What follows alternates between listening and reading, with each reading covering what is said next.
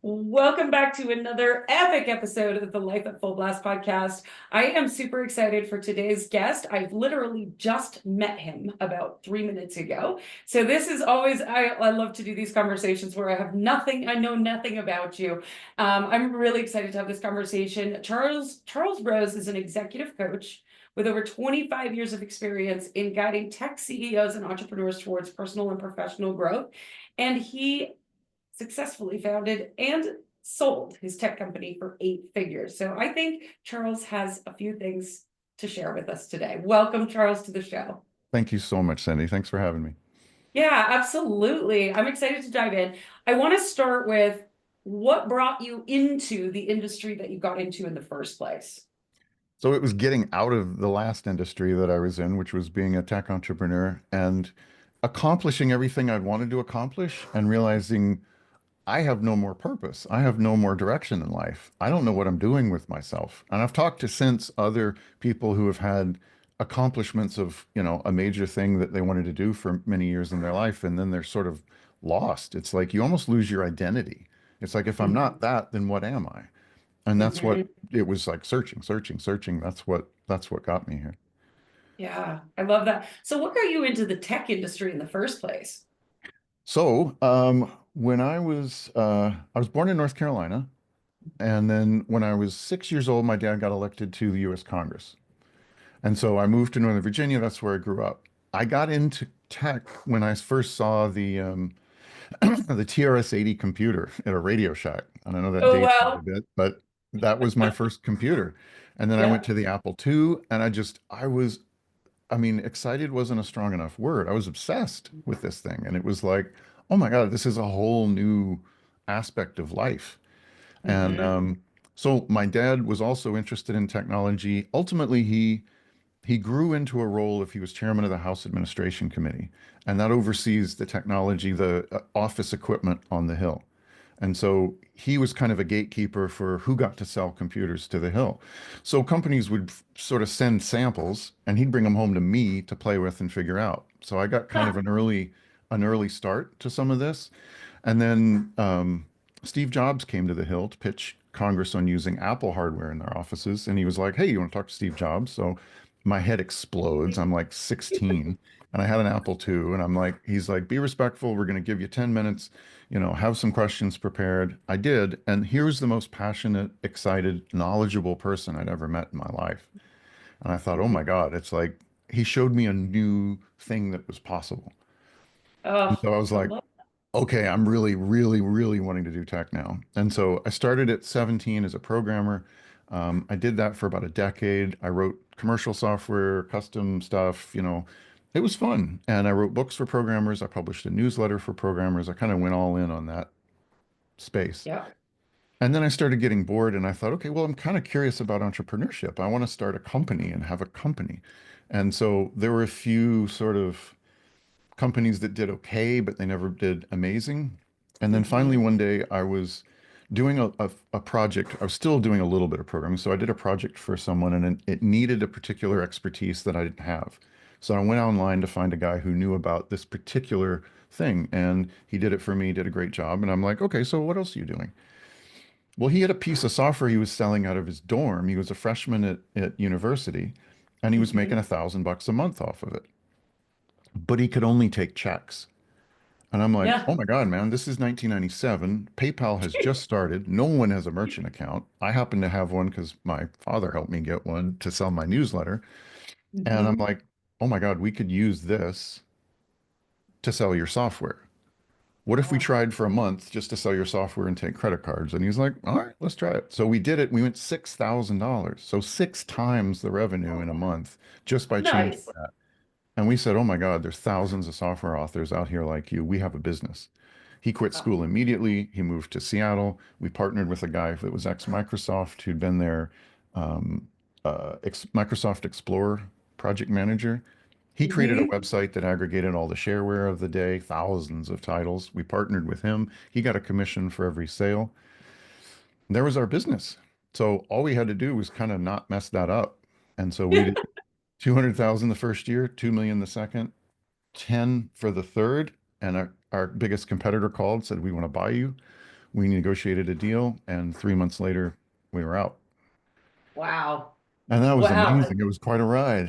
And then No it was kidding. like, well, now what do I realized that a lot of what I had done had been motivated by wanting to make my father proud, which I did. Mhm. But then it was like, but what's me?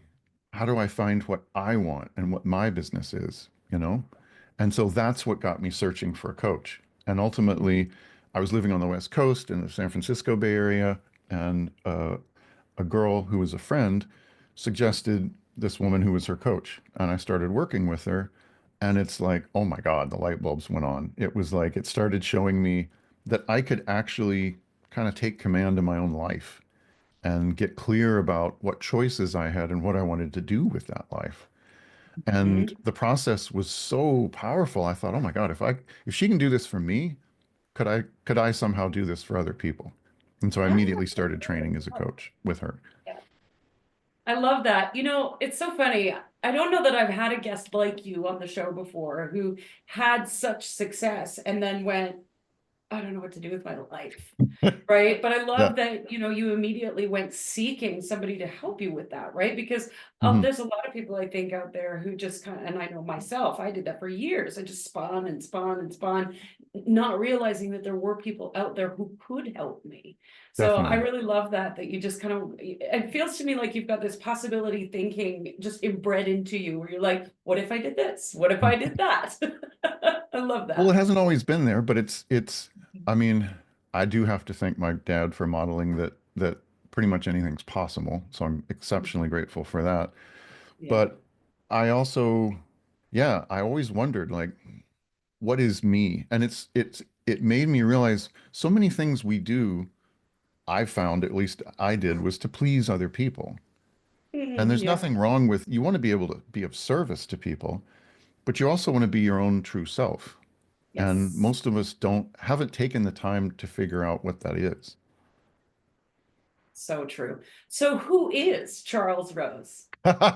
Well, I'm all of the above, it turns out. I'm a coach, I'm an entrepreneur, and I'm a techie. Like I love Yeah, technology. And it's like right now I'm starting to, in addition to coaching, look at how can I combine software and coaching together.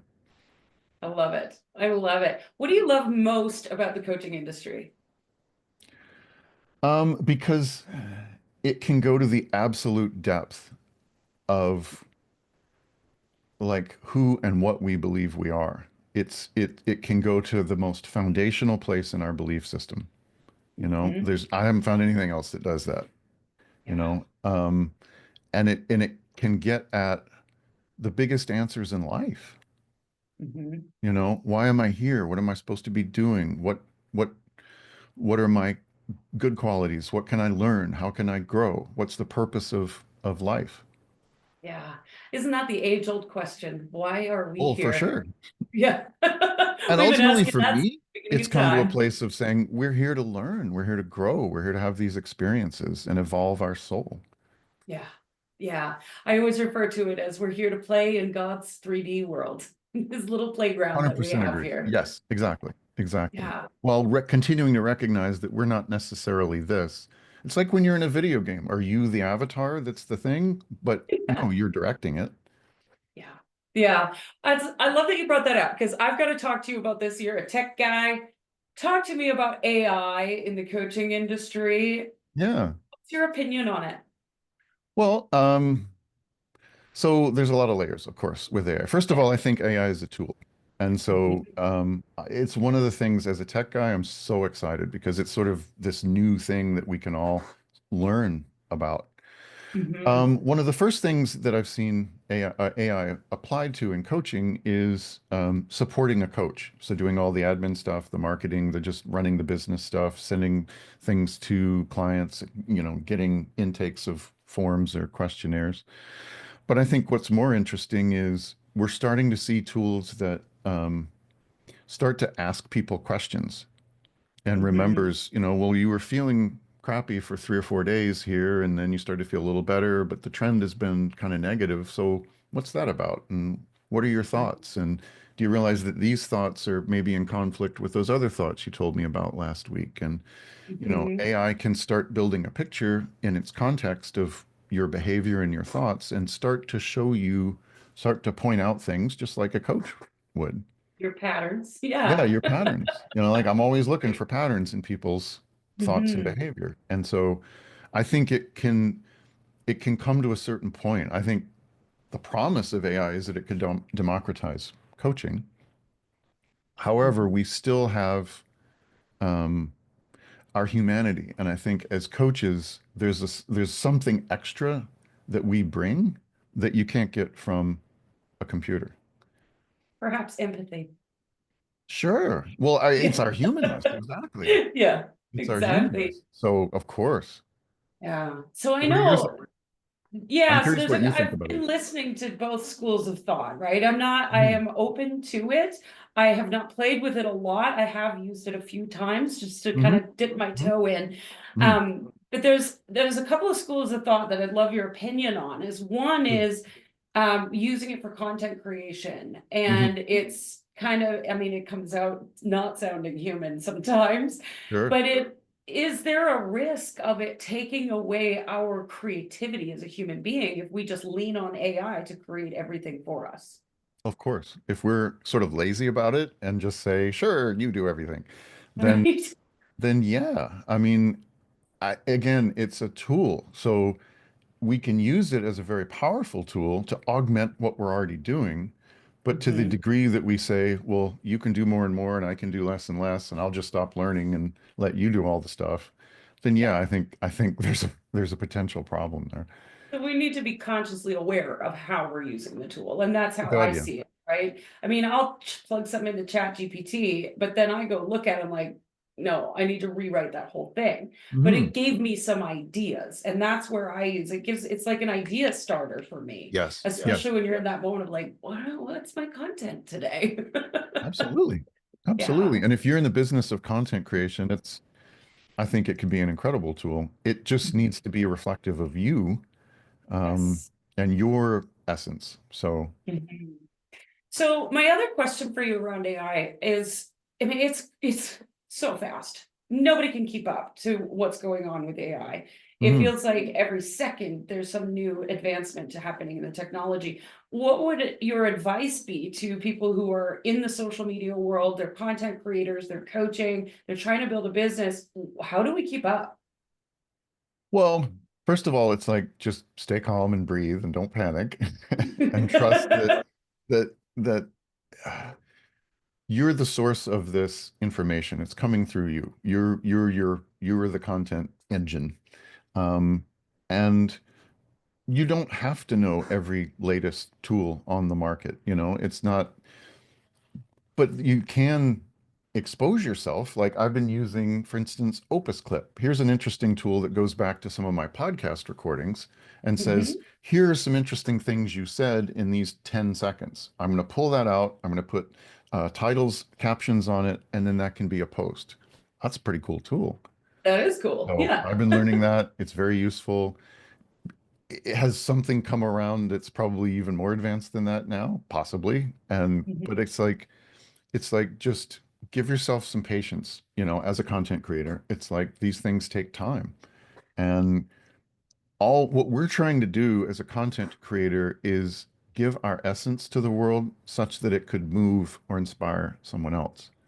Yeah. And that's still, we have to come back to the essence of what we're doing. And you don't have to have, the most amazing techno, gadget in the world to do that. You could do that with 5 words and a heart and an emoji. Yeah. And it's like all we need to do is inspire people. But if you're excited about it, if you think that's fun, go for it. Like there's some cool stuff out there. I love it. I love that.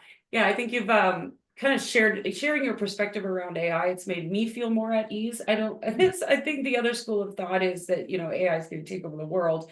I don't think that that's true because Yeah, we yeah, as human beings, we still have free will. So sure. hopefully smart enough to not let that happen. Well, it causes us to think about, okay, well, what are we if we're not Yeah. just a machine? And the promise is taking over some of the kind of trivial tasks that are menial and boring for us. And if Right. it can automate some of that, then we can be freed to be more imaginative and creative and communicate. Yes. Yes. So that we can share our empathy and humanness more with the world because we're not 100%. busy doing all the stuff we hate doing. That's it. I That's love it. it. That's I it. love it. Exactly.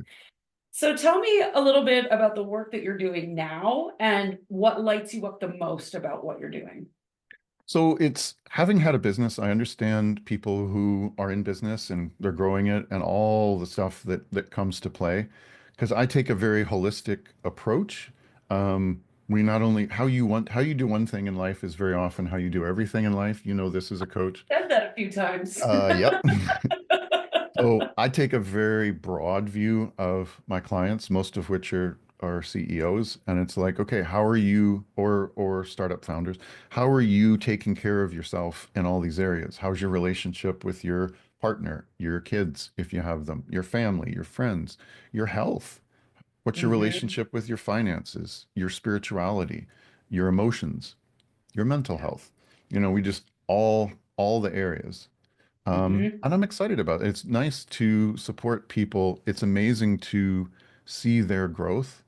I know you see Hmm. this and see their own inspiration that more is possible. I didn't realize that. I had a thing when I was a kid where I was in university and I didn't have a distance glasses prescription. I couldn't see the whiteboard. And Hmm. somebody was like, "You need glasses." I went to the doc and suddenly I could see things that I didn't know I was supposed to be able to see. And that's been such a Right. powerful metaphor for me. And it's like Oh, yeah. supporting people and having these aha moments where they can see things they didn't think they were ever going to or Yeah. didn't even think it was possible. Yeah. That's the most fun, I think, for me. Oh my gosh, I love that so much. Yeah, that's a great metaphor too. Thank you. That's so good. But yeah, it is that like all of a sudden they can see something more of what's possible. And then Yeah, that allows them to expand their humanness even more into the world and their essence and their truth, their soul, whatever label you want to give that. I love it. exactly, exactly. I love it. So what are you currently working on? What's next for you? What's next is I'm in the process of looking at how can I combine AI technology and coaching into a powerful solution. And I'm still at kind of the ideation stage of it, but I'm excited about the possibilities. I love it. That's exciting. Yeah, definitely keep us posted because I want to know Will about do. that. Oh my gosh. So if somebody is out there listening and maybe they're having a hard time, maybe there's just one area of their life that they're struggling with, or maybe more than one, what's a piece of advice that you would offer them of where to get started? So if you're struggling with something in a certain aspect of your life, I would say see if you can have a pause, take a pause, just take a breath, start to create a little space between you and the thing.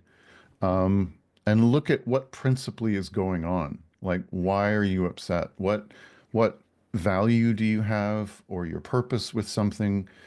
What's getting crossed or violated? Yeah. And it's like, and realize that you have a choice. Um, if you're looking at things too, look at the dynamics of is going on. I have a tool called Getting Out of the Red Zone, and it's like step by step. Look at the facts. Hmm. And then look at the judgments about those facts. Those are things you made up. Yeah. This is to this is not enough that kind of thing, Hmm. and then from there, release, let go, and start to look at just the pieces and the dynamics of the situation and how could I move this in a place that would be a win-win? What would work for me? Realize I have more power and more choice, more of a vote than I might think I do. Hmm. I love that. Every time I speak to a coach, we've all got our own unique ways of doing things, but it really Mm, just comes down to the bare bones. Acknowledge what's going on, feel your feelings, yep, and then yep. let it Fundamentals. That's it. go. It is. It does. It always comes back to these fundamental truths. It does. I love that you brought up values too. I think that's so Mm, important. I mean, that's some of the work that I do with my clients is if you don't know your values, then how do you know what's most important to you in life? hmm And I had an experience just the other day with myself as a coach. We self-coach all the time too. And Sure I we do. had an experience, one of my personal top values is integrity. And something came Okay. into my experience that was very much out of integrity. And I went, what? and I had a bit of a Mhm. hissy fit about it Yeah, and had to, do my own work and process sure. it. But when you said that, like what value is being compromised, that's like the instant where you can go, oh, I see what's going on here. And Exactly. then you can let it go because of that. Exactly. Yeah. Exactly. I love it. I love it. So if our listeners want to connect with you, how can they find you? Super easy. Just you can find me at charlesrose.coach. Well, that's easy to find. I love it. I'll make sure that's in the show notes. Thank you so much for being a guest on the show today. It's been a really interesting conversation. I've never talked about AI on the show before. I love it. Thanks for being our resident techie. Totally. Is there anything else you'd like to leave the audience with today? Just thank you so much for having me. I appreciate it. And for the audience, yeah, just it's realizing that there's more possible than you realize. And I would encourage you to open up to that. I love it. Put your glasses on. Yeah. I love it. Oh my gosh. Thank you so much, Charles. Thank you. Truly appreciate it.